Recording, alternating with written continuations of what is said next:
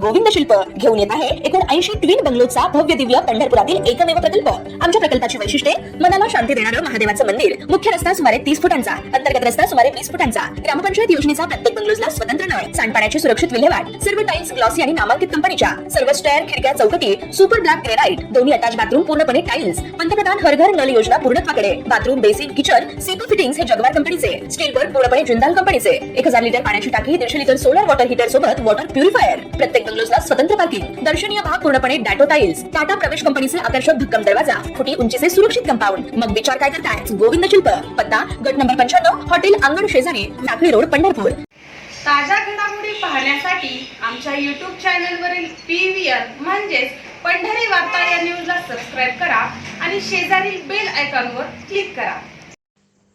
पंढरपूर नगरपालिका निवडणुकीच्या निकालानंतर नगराध्यक्ष पदासाठी कुठल्या प्रभागात कुणाला किती मताधिक्य मिळालं याची मोठी उत्सुकता निकालानंतर पंढरपूर शहरात लागून राहिल्याचं दिसून आलं होतं। आता सारेच चित्र स्पष्ट झालं असून मतमोजणीपूर्वी शहरात दोन्ही बाजूच्या समर्थकांचे अंदाज फेल ठरवत तीर्थक्षेत्र विकास आघाडीच्या डॉक्टर प्रणिता भालके यांनी मिळवलेले 11,136 इतकं मताधिक्य अनेक राजकीय धुरंधरांचे अंदाज फेल ठरवणारं ठरलं असंच म्हणावं लागेल। तीर्थक्षेत्र विकास आघाडीच्या समर्थकांकडून डॉक्टर प्रणिता भालके या किमान 3 ते 6 हजार मताधिक्यानं विजय होतील असा आत्मविश्वास व्यक्त होत होता, तर दुसरीकडे परिचारक समर्थकांकडून किमान 4 ते 7 हजार मतांनी भाजपच्या श्यामलताई शिरसाट या विजय होतील असा विश्वास व्यक्त होताना दिसून आला होता।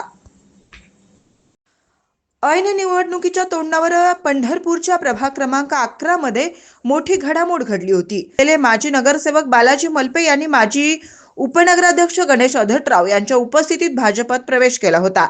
या प्रवेश सोहळ्यात स्वतः माजी आमदार प्रशांत परिचारक हे देखील उपस्थित होते व बालाजी मलपे यांच्या भाजप प्रवेशाने इसबावी परिसरातील प्रभाग क्रमांक 11 मध्ये भाजपची ताकद मोठी वाढणार असल्याचं म्हटलं गेलं होतं। प्रभाग क्रमांक 11 ब मधून बालाजी मलपे यांनी अपेक्षेनुसार 1097 मताधिक्य मिळवीत दणदणीत विजय संपादन केला, तर याच प्रभाग क्रमांक 11 अ मध्ये भाजपच्या उमेदवार ढवळे अनिता सिकंदर यांना 2985 इतकी मते मिळाली, तर तीर्थक्षेत्र विकास आघाडीच्या नगरसेवक पदाच्या उमेदवार आरती बळीराम बनसोडे यांना 1137 इतकी मते मिळाली आणि नगरसेवक पदाच्या या लढतीत भाजपच्या अनिता ढवळे यांनी जवळपास 1800 मतांनी दणदणीत विजय संपादन केला। मात्र याच प्रभाग क्रमांक 11 मध्ये नगराध्यक्ष पदासाठी झालेल्या मतदानात मात्र मोठ्या प्रमाणात क्रॉस वोटिंग झाल्याची चर्चा दिसून आली।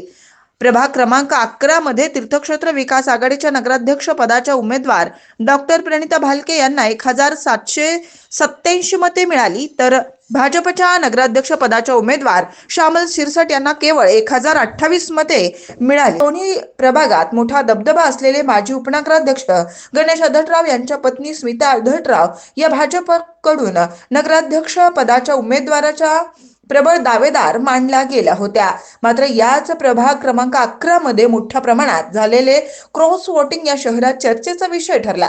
मागील 5ही विधानसभा निवडणुकीतील मताधिक्याचा विचार केल्यास पंढरपूर नगरपालिका निवडणुकीत इसबावी परिसरातून भाजपचे नगरसेवक विजयी होतात, मात्र विधानसभेला बहुतांश बूथवरून भालकेंना लीड मिळाल्याचं चित्र दिसून आलं होतं आणि आता नगरपालिकेच्या नगराध्यक्ष पदाच्या निवडणुकीत देखील हेच चित्र कायम राहिलं असल्याचं दिसून येतं।